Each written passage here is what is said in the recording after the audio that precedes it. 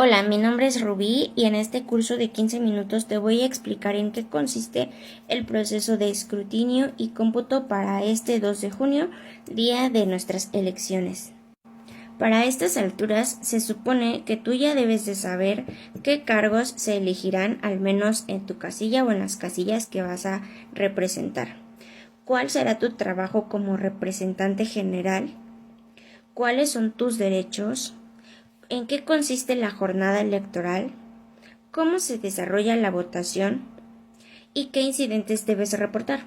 Aquí yo te voy a explicar el proceso de escrutinio y cómputo. Después de este curso te van a faltar el paquete electoral y los delitos electorales.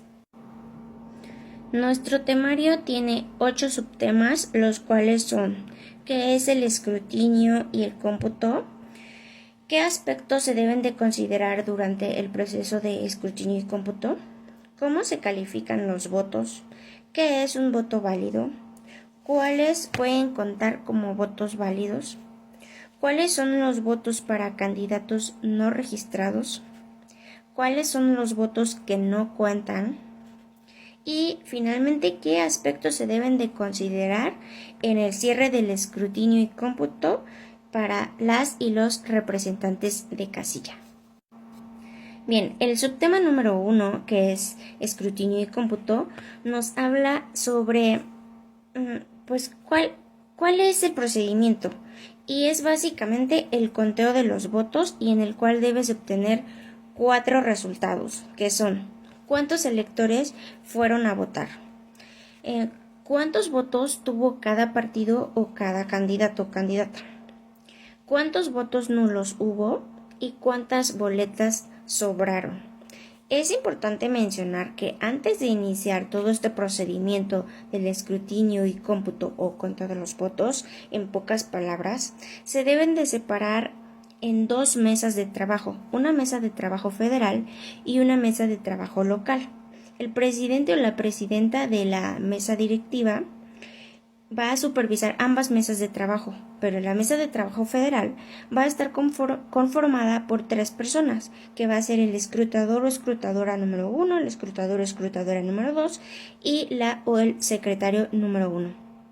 Y en la mesa local van a estar el escrutador o escrutadora número 3 y el secretario o secretaria número 2. Subtema número 2. ¿Cuáles son los aspectos a considerar? 1. Que tú como representante general debes de cuidar que los representantes de casilla estén en la casilla donde fueron acreditados, que no vayan a ir a supervisar y cuidar otra donde no tienen permiso, porque no los van a dejar. Otra, que el material y las urnas, cuando vaya a hacer el proceso y durante todo momento, deben de estar a la vista de todos. Para esa altura, pues ya pasaron las 6 de la tarde y ya se cerró la votación. Ahora estamos en el escrutinio y el cómputo, y ahí los que quedaron adentro, que son los de la mesa directiva y los representantes de los partidos, son los que deben de estar viendo en todo momento las urnas y el material electoral. En este procedimiento se van a inutilizar las boletas que no fueron votadas. Es decir, en la mesa de trabajo federal, el secretario 1, que está ahí con los otros 2 escrutadores, el secretario 1 es el que va a cancelar o inutilizar las boletas que no fueron usadas. Les va a poner 2 líneas en diagonal y les va a guardar en la bolsa correspondiente, y ese número se debe de anotar. O sea, deben de anotar cuántas boletas sobraron, porque luego nos pueden ahí meter los votos. Entonces es importante anotar cuántas boletas sobraron para cada una de las candidaturas a elegir. Y por otro lado, en la mesa de lo local, ahí acuérdense que está el secretario o la secretaria número 2. Esa persona va a inhabilitar las boletas de su mesa. Igual, con las mismas 2 líneas se van a inhabilitar, poner en unas bolsas y anotar también ese número. El escrutador o escrutadora número 1 va a contar en el listado nominal los sellos de votos, los sellos de votación, para saber cuántas personas fueron a votar, y hay que anotar ese número. Por otro lado, el presidente de la mesa directiva va a abrir la primera urna, que es la de Presidencia de la República, y va a colocar con cuidado las boletas sobre la mesa de trabajo de lo federal y va a mostrar a todos que la urna esté vacía. Cuando termine de hacer esto, se va a pasar a la mesa local y va a elegir también la primera urna de lo local, que puede ser, generalmente es la de gubernatura. Entonces va a sacar las boletas, las va a poner con cuidado sobre la mesa de trabajo de lo local y va a mostrar que la urna está vacía para que se empiece a contar al mismo tiempo cada una de las mesas. Se empieza a hacer el escrutinio y el cómputo de los votos. El representante de casilla debe de estar al pendiente de que se cuente voto por voto o boleta por boleta y que esto se diga en voz alta. También aquí deben de tomar en cuenta y estar al pendiente de que si hay boletas que no pertenecen a esa urna, se deben de separar. Es decir, si abren las boletas donde la gente vota por presidencia y encuentras ahí que boletas de otro color que claramente pertenecen a diputaciones locales o alcaldía o algo que no son para presidencia, se deben de separar y anexar a un sobre, y ese sobre se le entrega al presidente o la presidenta de la mesa directiva y los tiene que resguardar. Es importante anotar también el número de boletas extraídas de cada urna, porque después entran las matemáticas y ahí deben de coincidir el número de boletas inutilizadas que anotaron antes más el número de boletas extraídas. Debe de dar en total el número de boletas que le asignaron a cada casilla, ni una más. Después de que se terminen de contar las boletas o los votos para la candidatura presidencial, se va a abrir la urna de senaduría. Cuando se termine de contar esas boletas, se va a abrir la urna de Diputación Federal, esto en el caso de la mesa federal. En la mesa local, después de que se terminen los de la gubernatura, sigue la Diputación local, y después de que se termine de contar, no al mismo tiempo, sigue la de para alcalde, para que fijen bien la atención en cada uno de los procesos. Tú, como representante de casilla, no metas las manos a este proceso.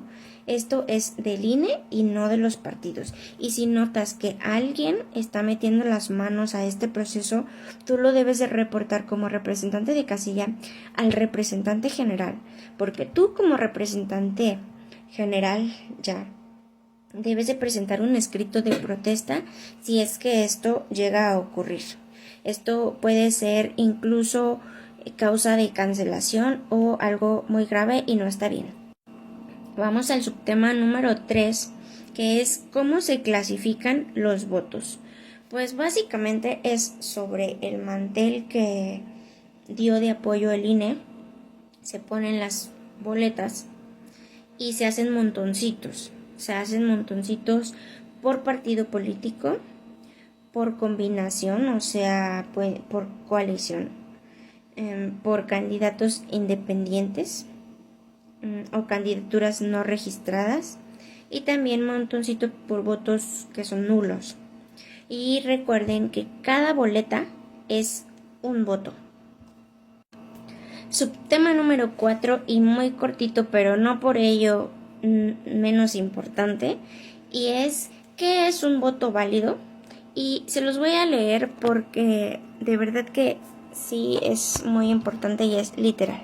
Se considera voto válido aquel voto que, de acuerdo a la ley electoral, muestra sin lugar a dudas la intención del voto de la o el elector. Es decir, que si la persona se salió un poquito o que se le manchó y eso, pero tú evidentemente estás viendo que la persona quiso votar y tuvo la intención de votar, debes de valerle el voto. O sea, ¿qué es un voto válido? Es cuando la persona tuvo la intención de votar por su candidato o candidata. Y hasta aquí dejamos la primera parte. Continuamos con la segunda parte del video, Y en este apartado vamos a ver cuáles son los votos que pueden contar como válidos.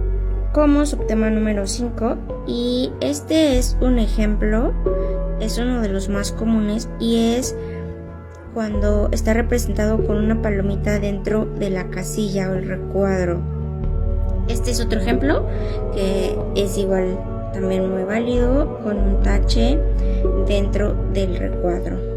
Estos son otros dos casos válidos para votos, los cuales yo personalmente no recomiendo porque en muchas comunidades a nivel nacional podrían invalidarlos o decir que no cuentan porque no tienen el tache, etc. Sin embargo, son válidos porque son acciones o expresiones positivas que representan o que claramente ahí la persona está diciendo que quiere a esa persona, que en este caso es nuestra candidata Xóchitl Gálvez, como presidenta. Este es el caso 4 de una persona que votó por Xóchitl Gálvez y que se le fue ahí el rayo en el marcador y se salió un poquito de la raya tocando el recuadro del Partido Verde, el recuadro del PRI, pero se ve claramente que votó por el PRD y por Xóchitl Gálvez. Entonces este también es un ejemplo de un voto válido. Acá te voy a mostrar otro ejemplo de voto válido, que es cuando el elector encierra el recuadro, o también puede ser con un círculo. Es un voto válido. Ahí se ve que evidentemente quiere a Xóchitl Gálvez como presidenta. Este es otro ejemplo de voto válido. Muchas veces las boletas traen marcas de partidos distintos, pero es una clara intención a favor de un partido. Aquí se ve que se le chorreó la tinta y trae manchas por ahí de tinta, y este es un voto válido también. Acá hay un séptimo ejemplo, que es cuando la persona tacha de forma negativa o muestra rechazo hacia los demás, pero ahí se ve la diferencia entre por cuál sí quiso votar, que en este caso fue por el PRD y también por Xóchitl Gálvez. Entonces aquí mostró y rayó todas las demás opciones, y esta persona está diciendo que para la presidencia la distinción es por el PRD. Vamos a mostrar un octavo ejemplo, y es que marques con una raya o con una cruz a tu candidata elegida, ¿no? Aquí vemos que marcó la casilla del PRD con una cruz, y acá puso una raya por el PRI, que era como que no estaba decidida la persona, pero son de la misma coalición, entonces es un voto válido este. O tal vez que la persona se equivocó y dijo, era por Xóchitl Gálvez, pero después dijo, chin, estoy votando en la casilla del PRI, mejor voto aquí en la del PRD, y es un voto válido para Xóchitl Gálvez. Y acá en donde dice que es para presidencia, en la boleta de presidencia. Acá está otro ejemplo de otra que es válida. Esta boleta también es válida. La persona está decidiendo que está votando por el PAN, por Xóchitl Gálvez, y aquí en la que dice de Claudia Morena le pone que no es un voto válido. Este es otro ejemplo de voto válido, que es cuando la persona muestra o expresa algo que no se interpone a su voto. O sea, aquí ya eligió y acá puso una expresión extra de ya basta, no más violencia, etcétera. También es un voto válido. Este es otro ejemplo en donde evidentemente se ve que eligió a Xóchitl Gálvez por el PAN y aquí le puso no. Es una boleta válida que cuenta como un voto para el PAN. Aquí hay otros ejemplos de votos válidos cuando las candidaturas van en coalición. En este ejemplo, la candidata del PRI, PAN, PRD es Xóchitl Gálvez. Entonces, por ejemplo, aquí que puso un corazón marcando los dos, es un voto válido. Acá que puso vamos a ganar marcando los tres, es un voto válido. Aquí que puso taches en los tres espacios, es un voto válido. Cuando no vayan en coalición los candidatos, suponiendo que son tres candidatos diferentes, ahí pues ya no aplica. pero en este caso que vamos en coalición, sí son votos válidos los 3. Estas son otras, cuando la boleta presenta alguna especie de rotura o de mutilación, pero sin embargo la persona ahí se ve su clara intención del voto, que es por la coalición, ya sea con una palomita, con un garabato o algo, pero también son votos válidos. Ahora, como subtema número 6, vamos a ver cuáles son los votos para los candidatos no registrados. Este es un ejemplo de un voto válido donde aquí la persona puso que quiere votar por Francisco Martínez. Este es otro ejemplo de voto válido donde votó por Víctor GT. A ver, aquí vemos otro ejemplo donde dice por mi amigo Luis. Acá dice por mi amigo Julio López. Estos son votos válidos. Subtema número 7. ¿Cuáles son los votos que no cuentan? Estos son los votos nulos, cuando votan por candidatos que son opuestos. Por ejemplo, aquí voto por el PAN y voto por Morena. Este es un voto nulo.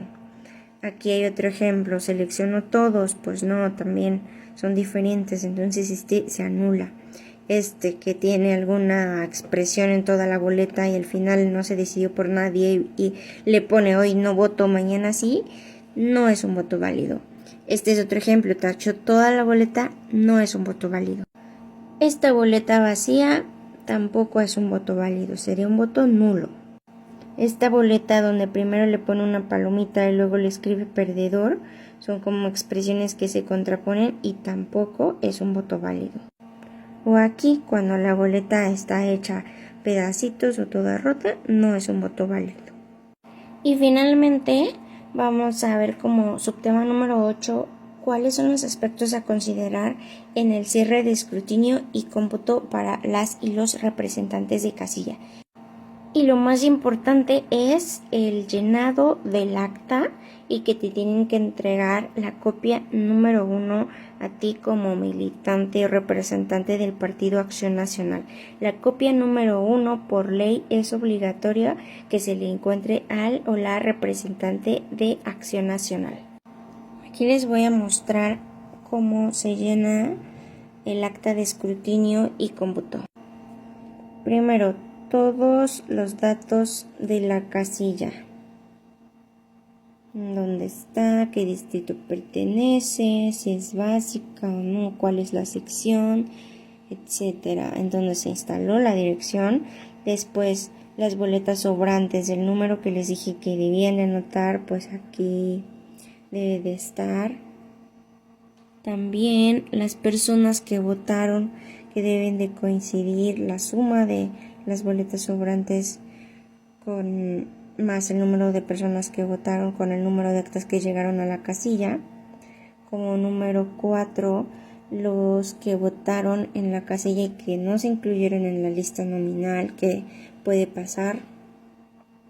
En la suma de los apartados que les dije aquí.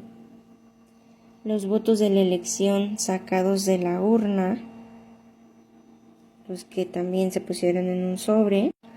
Como punto número 7, si es igual el número total del apartado 5 con el total de votos sacados de la urna, ahí le pone sí o no. En esta parte se anotan los resultados con letra y con número de cuántos votos recibió cada partido, cada candidatura independiente. Si tuvo 0, debes de escribir que tuvo 0.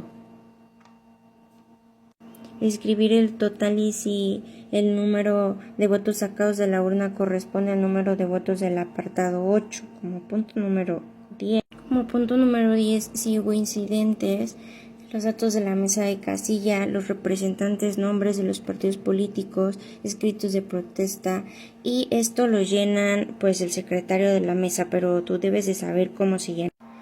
Entonces tú como panista debes exigir la primera copia del acta de la jornada electoral, la primera copia del acta de escrutinio y cómputo de cada elección y copias de las hojas de incidentes. Hasta aquí el curso y si tienes dudas déjalas en los comentarios. Acuérdate de llevar las actas tú como representante general al búnker correspondiente.